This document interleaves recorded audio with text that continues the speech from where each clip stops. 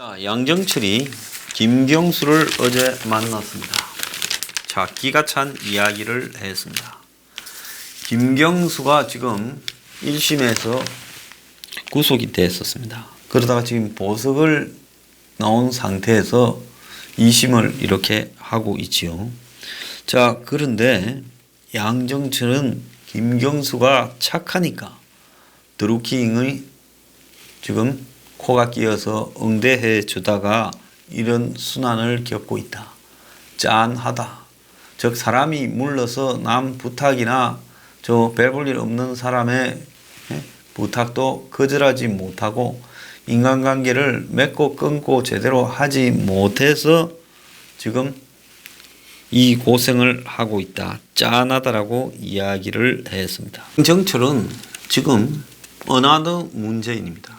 문재인은 베르겐에 가서 피오로 구경하고요. 양정철은 돌아다니면서 열일을 하고 있습니다. 너무 열심히 하다 보니까 서운 만찬건이 터졌죠. 자, 그런데 서운 양정철 만찬을 보도하는 언론이 하나도 없습니다. 이건 뭘 의미하는가 하면 정권과 국정원이 언론들로 하여금 이 두 사람의 만찬은 해명이 되었으니 더 보도하지 마라. 이런 지시가 내려간 거죠. 그 집에서 취재하러 오고 밥 먹고 간 기자가 10수명이라는데 기자들 중에서 기사 하나 쓴 놈이 없습니다. 이게 대한민국의 언론 현실이라고 보고 있습니다. 이제 양정철의 일거수일투족은 그야말로 거의 대통령급으로 보도가 되고 있는데요. 지금 선거에서 교묘하게 여론을 조작하는 인터넷 댓글 조작팀을 운영해 놓고 이것이 착해서 상대해 주다 보니까 고생을 하게 되었다. 짠하다라고 이야기하며 요 다음 장면에 둘이 앉는 모습이 지금 언론에 나옵니다. 자, 그래서 김경수는 착하고 선한 사람이고 그래서 고생을 문정권에서 하고 있다. 이렇게 양정철이가 지금 드루킹 사건을 규정했습니다. 그러면 드루킹 일당은 못된 정치 브로커들이 선거니 뭐니 좀 도와주겠다고 달라붙어 가지고 덮어 씌웠다. 지금 이 이야기를 양정철이 하는 부분이겠죠. 자, 저리 착한 사람을 못된 판사들이 구속시켜 가지고 고생을 시켰다. 이렇게 해석될 수가 있는데요. 이제 양정철의 간이 배 밖에 나왔습니다. 저런 식으로 지방자치단체장들을 만나고 다니면서 지금 매우 부적절한 미팅을 하고 있는 거죠. 자, 그럼에도 불구하고 여기에 대해서 선관위나 언론들이 크게 문제라고 지적하지 않고 화제로만 보도를 하고 있습니다.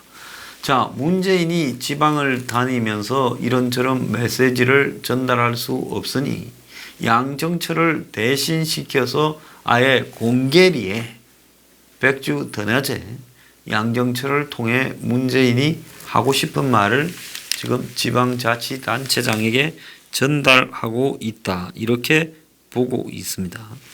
말은 민주연구원과 경남발전연구원의 협약식 체결이라고 하지만은 서울시장 박원순, 경기지사 이재명을 만날 때도 양정철은 똑같은 말을 했습니다. 누가 그것을 믿겠습니까? 자, 여당의 싱크탱크와 지자체의 싱크탱크가 뭘 교환한다 말입니까? 자, 중앙선관위도 이것이 업무 협약 자체로는 선거법 위반이 아니지만은 특정 정당의 선거 공약을 개발해주는 행위가 진행된다면 그것은 선거법 위반이다. 이렇게 말을 하고 있습니다. 국회 입법처는 지자체 싱크탱크가 특정 정당 싱크탱크와 업무 협약을 맺은 적은 한 번도 없었다고 확인을 했습니다. 자, 지금 양정철은 피의자, 심지어 밖으로 함부로 나다닐 수도 없는 피의자 김경수를 만나서 짠하다, 착해서 그렇다라고 말을 전달했습니다. 양정철이 어제 김경수와 둘이서 나눈 엄밀한 대화는 뭘까요? 자, 2심은 네 빠져나갈 수 있다. 그러니까 네가 내년 이 총선에서 지사를 하면서 경남 선거운동을 책임지고 경남에서 좀 당선을 시키면 그때는 네가 상당한 대우를 받으면서 대선 후보급이 될 수 있지 않겠냐. 청와대에서도 관심을 가지고 있고 나도 예산이나 공약이나 이런 데 적극 도와줄게. 그러니까 지금부터 기죽지 말고 고개 빳빳이 세우고 대선 후보 행보하라. 이랬을 거예요. 이재명을 만나서는 이렇게 말했겠죠. 앞으로 말조심 좀 하고요. 그리고 비공식적으로라도 문준용이 거론한 거 사과하세요. 자, 그런 걸 봐가면서 우리도 이재명 지사 2심 재판이 잘 되도록 애를 한번 써볼게요. 이렇게 하면서 코를 딱 끼워놓고 말 잘 들으라 했을 거고, 박원순한테는 니는 우리가 많이 도와주는데 와 그리 못 드노? 좀 적극적으로 제대로 하지 못하나? 이러면서 마치 자기들이 박원순을 좀 이렇게 키워줄 듯하고 이렇게 이재명 좀 견제하라고 그렇게 헐렸을 거라 봅니다. 자, 이런 이야기들을 하고 다니면서 지금 양정철이 전부 이제 총선을 위한 각자에게 각자의 임무를 주고 있을 거라고 봐요. 자, 이 정권이 지금 양정철이 하고 다니는 걸 보면 몇 개가 보입니다. 서훈을 만났다 하면 총선 전에 북한발 거대 변수가 터질 수 있다 하는 부분을 가지고 집중 논의했을 거라고 봅니다. 그 여자 기자가 있었던 것도 사실이라면 그런 이야기를 더 집중적으로 할 수 있죠. 북한 전문이니까요. 그래서 북한발 변수는 지금 양정철이 그렇게 서훈을 만나면서 이야기를 했고, 그럼 민주당의 요구사항이나 바라보는 시각과 국정원이 또 북을 바라보는 시각, 이런 부분에서 중요한 타이밍과 성과 등에 대한 방식 등에 대한 정보를 교환했을 거라고 봅니다. 자, 두 번째로 지역을 돌면서 잠재 대선 후보들을 총선을 통해서 부각시켜서 총선에서도 이기고 또 대선도 이기는 이런 계획들을 각자에게 미션을 나눠줬을 거라고 생각합니다. 자, 그 다음에 지금 벌어지고 있는 일은, 이거는 뭐 검찰과 정권 간에 아무런 관계가 없는 듯 하면서 진행이 돼야 되는데요. 오늘 삼성바이오로직 회계 사기 사건을 수사 중인 검찰이 삼성전자의 사업지원 TF 정현호 사장을 소환해서 조사 중이라고 합니다. 참고로 삼성전자 사업지원 TF라는 것은 과거에 미래전략실, 미전실이라고 부르는 그런 기능을 이름을 바꿔서 똑같이 수행하고 있는, 사실상 삼성의 회장인 이재용의 그야말로 사령탑이라고 봐야 됩니다. 그룹 총괄 지사령탑요. 여기에 오른팔인 정현호를 소환했다는 것은 이재용에 대한 검찰 소환도 정현호 다음이다라고 지금 암시를 하는 거죠. 자, 그래서 정현호는 이재용이가 90년대 하버드에서 유학하던 시절부터 인연이 있는 이재용의 최측근이고, 삼성그룹의 컨트롤 타워인, 옛날 컨트롤 타워인 미래전략실, 줄여서 미전실의 인사지원팀장을 지내고 2017년 2월 최순실 정유라 그 부분에 관련되어서 미전실이 해체된 후에 미전실의 후계를 아주 그냥 이름을 소박하게 바꿔가지고 사업지원 TF라고 붙였습니다. 원래 거대한 일을 하는데 정치인들은 작은 걸 해도 이름을 거대하게 붙이고, 기업인들은 거대한 일을 하면 일부러 이름을 소박하게 붙여가 지금 수사에 초점을 피하려고 하는 그런 일을 하지요. 그래서 검찰은 이 사업지원 TF가, 자, 이재용 회장과 정현호만 둘이 이야기하고 이재용 회장의 뜻이 정현호를 통해서 모든 계열사에 내려가는 겁니다. 자, 그러면 이번에 정현호를 통해서 제일모직, 삼성바이오로직, 삼성에피스로 내려가서 자 합병을 해야 이재용 회장의 지배력이 안정적으로 확보되니 삼성물산과 제일모직 간에. 근데 이재용 회장은 제일모직에서 지분이 있고 삼성물산에는 적은데 그러면 적은 돈으로 이 합병을 완성시켜서 지배력을 완결지으려고 하면 제일모직의 이 가격이 좀 평가돼야 되는데 그 밑에 있는 삼성바이오로직이나 삼성에피스가 빌빌 싸니 저걸 조금 약한 거는 감추고 또 없는 거라도 만들어서 띄어라. 그래야 제일모직의 가치가 높게 평가되어서 합병 비율에서 이재용 회장이 지분을 가지고 있는 제일모직에 유리하게 그렇게 합병할 수 있지 않겠느냐. 그거거든요. 근데 그런 일을 이재용 회장이 다 놨습니까? 그야말로 정현호하고만 이야기하고 정현호가 밑에 지시했겠죠. 그래서 지금 검찰이 정현호까지 올라간 데는 그 삼성바이오로직, 에피스 등의 자료 숨기고 뭐 부수고 땅에 묻고 하는데 다 본사에서 연락이 왔다. 이런 진술 또 숨겨놓은 자료를 찾아서 거기에 이재용과 정현호가 지시한 정황 이런 것들을 확보를 하고 또 일부는 내가 깜빵 사느니 딴 데 옮기더라도 막 있는 건 불고 나는 빠져나가야 되겠다. 또 이런 사람이 있죠. 요즘 기업에 목숨 바치고 회장님이 깜빵 가라면 저 가겠습니다. 나중에 가족을 잘 부탁하고 제 뒤를 챙겨주십시오. 이런 사람이 이제는 없어요. 과거에는 실제로 회장 대신에 깜빵에 총대 메고 갔다 와서 또 평생 또 돈 잘 벌면서 살아는 사람들이 많아서 깜빵 갈 사람 하면 서로 제가 가겠습니다 하지만 이제는 안 그래요. 그러니까 지금 검찰은 이 사업 지원 TF의 주도로 삼바와 그 자회사 삼바에피스가 조직적인 증거 인멸을 했는데 정현호가 이재용의 지시를 받고 총지휘를 했다. 이걸 지금 정현호한테 조사를 하겠죠. 앞서 검찰은 삼성전자 재경팀의 이모 부사장과 사업지원 TF의 김모 부사장 등 임직원 8명을 벌써 구속을 시켜놓은 상태입니다.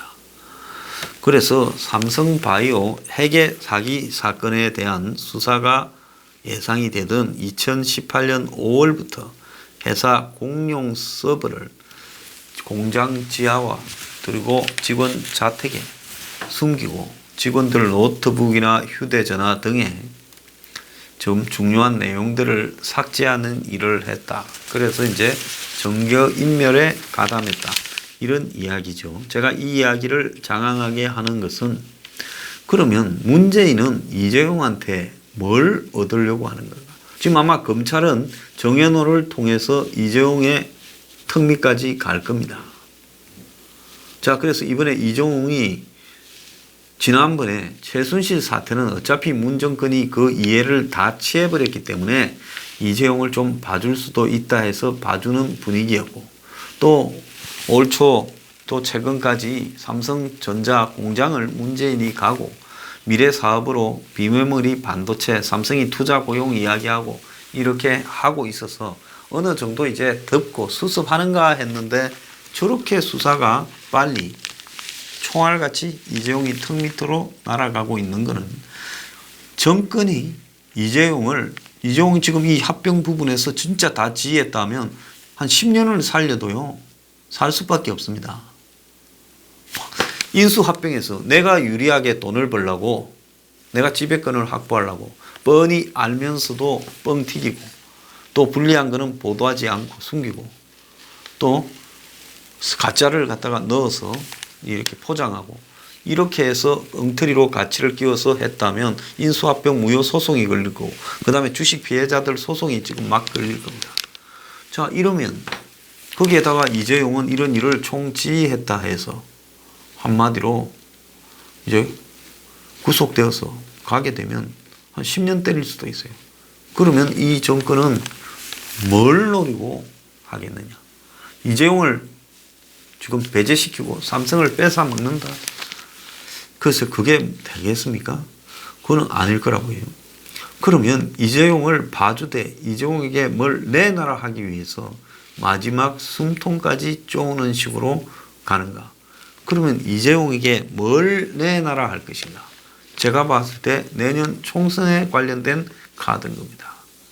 그러면 내년 총선에 관련되어서 검찰이 이재용에게 내놔라 할 거, 정권이 이재용에게 내놔라 할 거는 뭐겠습니까? 그렇다고 옛날처럼 여당이 삼성 돈을 덤뻑 받아와서 선거를 치른 걸 내놔라. 그거는 이제는 그런 시대는 조금은 지났어요. 과거는 그런 시절이 있었습니다. 그러면 그것도 아니면 뭘까? 북한에 투자하라? 지금 이재용이 북한 투자한다고 할 수가 있겠습니까? 그러면 총선에 여당이 이기게 협조하라. 삼성이 뭐 여당이 이기게 선거운동을 대신할 것도 아니고 공천을 결정하는 것도 아닌데 뭐 AI로 삼성이 공천을 해줍니까? 뭘 해가 있을까요? 그거는 뭔가 하면 대기업과 연관된 정치인들 중에 우리 쪽은 다 듣고 저쪽만 다 내놔라가 답일 수가 있다는 겁니다. 자, 그거는 뭐겠어요? 결국은 지금 삼성의 목줄을, 명줄을 그 영화 같은 데 보면 그냥 막 고문하고 협박해서 죽을 지경까지 만들어 놓고 부르라고 테러범들 잡을 때 CIA 등이 고문할 때 그렇게 하잖아요. 자, 그래서 지금 이재용을 마지막 고문을 하라. 부르라.